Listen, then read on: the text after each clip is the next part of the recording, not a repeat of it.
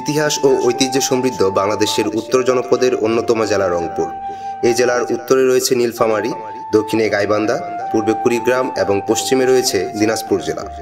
রংপুরের পাশ দিয়ে প্রবাহিত হয়েছে বাংলাদেশের অন্যতম আলোচিত নদী তিস্তা। ঐতিহাসিক রংপুর জেলা 8টি উপজেলায় বিভক্ত। এগুলো হচ্ছে রংপুর সদর উপজেলা, বদরগঞ্জ উপজেলা, গঙ্গাচড়া উপজেলা, কাউনিয়া উপজেলা, মিঠাপুকুর উপজেলা, পীরগাছা উপজেলা, পীরগঞ্জ উপজেলা এবং তারাগঞ্জ উপজেলা। রংপুর জেলার নামকরণের ক্ষেত্রে লোকমুখে প্রচলিত আছে যে পূর্বের রঙ্গপুর থেকে কালক্রমে এ নামটি এসেছে। ইতিহাস থেকে জানা যায় যে উপমহাদেশে ইংরেজরা নীল চাষ শুরু করে। এ অঞ্চলের মাটি উর্বর হবার কারণে এখানে প্রচুর নীল চাষ হতো। সে নীলকে স্থানীয় লোকজন রঙ্গ নামেই জানত। কালের বিবর্তনে সেই রঙ্গ থেকে রংপুর এবং তা থেকে আজকের রংপুর। অপর একটি প্রচলিত ধারণা থেকে জানা যায় যে রংপুর জেলার পূর্ব নাম রঙ্গপুর। প্রাগ জ্যোতিশ্বর নরের পুত্র ভগদত্তের রঙ্গমহল থেকে এ নামকরণ করা হয়। রংপুর জেলার অপর নাম জঙ্গপুর। ম্যালেরিয়া রোগের প্রাদুর্ভাব থাকায় কেউ কেউ এই জেলাকে জমপুর বলেও ডাকত। তবে রংপুর জেলা সুদূর অতীত থেকে আন্দোলন প্রতিরোধের মূল ঘাঁটি ছিল, তাই জঙ্গপুর নামকেই রংপুরের আদি নাম হিসেবে ধরা হয়। জঙ্গ অর্থ যুদ্ধ, পুর অর্থ নগর বা শহর। গ্রাম থেকে আগত মানুষ প্রায়ই ইংরেজদের অত্যাচারে নিহত হতো বা ম্যালেরিয়ায় মারা যেত, তাই সাধারণ মানুষ শহরে আসতে ভয় পেত। সুদূর অতীতে রংপুর জেলা যে রণভূমি ছিল তা সন্দেহাতীত ভাবেই বলা যায়। 30-এর দশকের শেষ ভাগে এ জেলায় কৃষক আন্দোলন যেভাবে বিকাশ লাভ করেছিল তার কারণে রংপুরকে লাল রংপুর হিসেবে আখ্যায়িত করা হয়েছিল। রংপুর অঞ্চলকে তামাকের জন্য বিখ্যাত বলা হয়। এখানে উৎপাদিত তামাক দিয়ে সারা দেশের চাহিদা মেটানো হয়। রংপুরে প্রচুর পরিমাণ ধান, পাট, আলু উৎপাদিত হয়, যা স্থানীয় বাজার তথা সারা দেশের বাজারে সমান হারে সমাদৃত। কৃষি ছাড়াও এই অঞ্চলের শিল্প প্রতিষ্ঠানগুলো বাংলাদেশের অর্থনীতিতে সমানভাবে অবদান রেখে চলেছে। রংপুর জেলার কেল্লাবন্দর নামক স্থানে বিসিক শিল্প নগরী গড়ে উঠেছে। সেখানে বিভিন্ন ভারী শিল্প প্রতিষ্ঠান আছে, যেমন আরএফএল লিমিটেড, মিল্ক ভিটা বাংলাদেশ, আরডি মিল্ক, বিভিন্ন কোল্ড স্টোরেজ। এছাড়াও হারগাছ নামক স্থানে বিড়ি অর্থাৎ সিগারেট তৈরির কারখানা রয়েছে। রংপুর শহরের আলমনগর নামক স্থানে আছে আরকে ফ্যান কারখানা। বদরগঞ্জ উপজেলার শ্যামপুর নামক স্থানে গড়ে উঠেছে শ্যামপুর চিনিকল limited, Rangpur distilleries and chemical company limited. বাংলাদেশের চিত্তাকর্ষক স্থানগুলোর মধ্যে রংপুর জেলার বেশ কিছু স্থান বিশেষভাবে উল্লেখযোগ্য।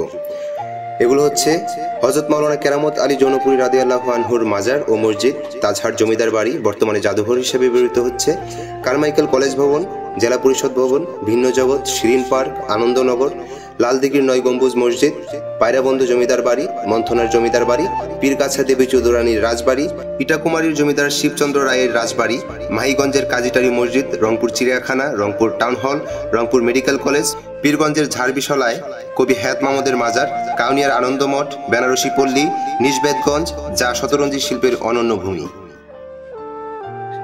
শিক্ষা ব্যবস্থার দিক থেকে রংপুর জেলা প্রাচীনকাল থেকেই বাংলাদেশের একটি অন্যতম জেলা। এখানে গড়ে উঠেছে অনেক প্রসিদ্ধ শিক্ষা প্রতিষ্ঠান। এই জেলায় 282টি উচ্চ মাধ্যমিক বিদ্যালয়, 722টি সরকারি প্রাথমিক বিদ্যালয়, 38টি নিম্ন মাধ্যমিক বিদ্যালয়, 193টি বেসরকারি সংস্থা কর্তৃক নিয়ন্ত্রিত বিদ্যালয় এবং 320টি মাদ্রাসা। তার মধ্যে অন্যতমগুলো হলো রংপুর জিলা স্কুল, রংপুর সরকারি বালিকা উচ্চ বিদ্যালয়, Rangpur cadet college, cantonment public school and college, Rangpur সরকারি কলেজ, বেগম রোকেয়া সরকারি মহিলা college, Carmichael college, police line school and college, collectorate school and college, polytechnic institute, Rangpur medical college, Begum Rokeya বিশ্ববিদ্যালয়। চিকিৎসা সুবিধার জন্য রংপুর জেলায় রয়েছে রংপুর মেডিকেল কলেজ। এটি একটি সরকারি মেডিকেল কলেজ। অন্যান্য সরকারি প্রতিষ্ঠানের মধ্যে রয়েছে শিশু হাসপাতাল, বক্ষ হাসপাতাল ও কলেরা হাসপাতাল এবং রংপুর কমিউনিটি হাসপাতাল। বেসরকারি প্রতিষ্ঠানের মধ্যে রয়েছে ক্রিস্টিয়ান মিশনারি হাসপাতাল, রংপুর ডেন্টাল কলেজ এবং কিছু বেসরকারি মেডিকেল কলেজ। বাংলাদেশের ইতিহাসে খ্যাতনামা ব্যক্তিদের মধ্যে রংপুর জেলার কৃতি সন্তানরা হচ্ছেন বাংলার মুসলিম নারী জাগরণের অগ্রদূত বেগম রোকেয়া, কবি হায়াত মাহমুদ, বাংলাদেশের প্রথম প্রধান বিচারপতি ও ষষ্ঠ রাষ্ট্রপতি আবু সাদাত মোহাম্মদ সায়েম, বাংলাদেশের প্রাক্তন রাষ্ট্রপতি হুসাইন মোহাম্মদ এরশাদ, খ্যাতনামা পরমাণু বিজ্ঞানী এম এ অজেদ মিয়া, নাট্যকার, সাংবাদিক ও লেখক আনিসুল হক, লেখক শাহ আব্দুর রউফ, গীতিকার, সুরকার, সঙ্গীতশিল্পী মহেশচন্দ্র রায়, ভাষা সৈনিক, শিক্ষাবিদ, নাট্যকার, গীতিকার, সমবায় উদ্যোক্তা মোহাম্মদ নুরুল ইসলাম। ভাওয়া গানের আকর ভূমি রংপুর। বাংলাদেশের উত্তরাঞ্চলের নদীনালা কম থাকায় গরুর গাড়িতে চলাচলের প্রচলন ছিল। আর গরু গাড়ির গাড়োয়ান রাত্রে গাড়ি চলা অবস্থায় বিরহ ভাব আবেগে কাতর হয়ে আপন মনে গান ধরেন। উঁচু নিচু রাস্তায় গাড়ির চাকা পড়লে তার গানের সুরে আধো ভাঙা বা ভাঁজ পড়ে। এরকম সুরে ভাঙা বা ভাঁজ পড়া গীতিরীতি ভাওয়া গানে লক্ষণীয়। প্রেম বিয়োগে উদ্বেলিত গলার স্বর জড়িয়ে যেরকম হয়, সেরকম একটা সুরের ভাঁজ উঁচু স্বর হতে ক্রমশ নিচের দিকে নেমে আসে। সুরে ভাঁজ পড়া ভাওয়া গানের স্বকীয় বৈশিষ্ট্য। তাছাড়া এই গানে স্থানীয় সংস্কৃতি, জনপদের জীবনযাত্রা, তাদের কর্মক্ষেত্র, পারিবারিক ঘটনাবলী ইত্যাদির সার্থক প্রয়োগ ঘটেছে। বলা যায় রংপুরের মানুষের জীবনযাত্রা, কর্মক্ষেত্র, পারিবারিক ঘটনাবলী, সুখ দুঃখ, প্রেম বিরহের নিরন্তর বহিঃপ্রকাশ এই ভাওয়া।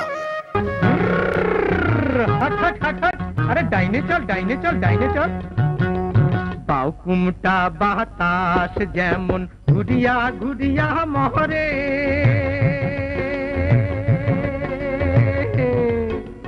ওরে ওই মতন মোর গাড়ির চাকা পন্থে পন্থে ঘোরে রে, ও কি গাড়ি আলমুই চলং রাজু পন্থে।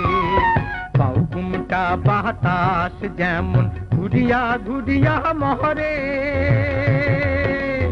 ওরে ওই মতন মোর গাড়ির চাকা পন্থে পন্থে ঘোরে রে, ও কি গাড়ি আলমুই চলং রাজু পন্থে। বাউকুমটা বাতাস যেমন ঘুরিয়া ঘুরিয়া মরে, বাউকুমটা বাতাস যেমন ঘুরিয়া ঘুরিয়া মরে, আরে ও রে সেই মতন মোর গাড়ির চাকা পন্থে পন্থে ঘোরে রে, ও কি গাড়ি আলমুই চলং রাজু পন্থে।